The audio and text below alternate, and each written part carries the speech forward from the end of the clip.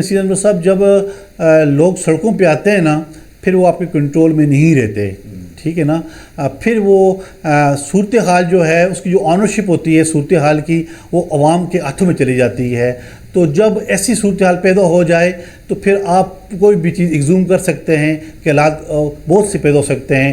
जब ऐसी सूरत हाल बनती है तो फिर ज़ाहिर है हुकूमत भी जो है, बैठे हुए जो ज़िम्मेदार लोग हैं, वो भी हाथ पे हाथ रख के नहीं बैठेंगे।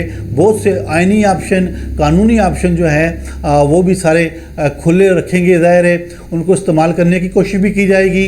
तो मैं समझता हूँ आज़ाद कश्मीर की तारीख़ में पहली बार आज़ाद कश्मीर बहुत ज़्यादा नाजुक मोड़ से गुजर रहा है, बहुत सेंसिटिव हालात से गुजर रहा है।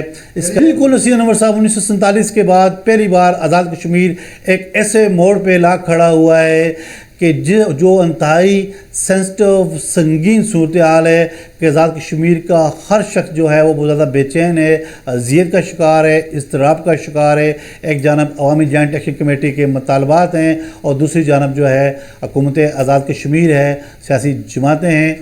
और अब देखना ये है कि दोनों अतराफ़ से जब हम बात करेंगे तो हमें क्या रिस्पॉन्ड मिलता है।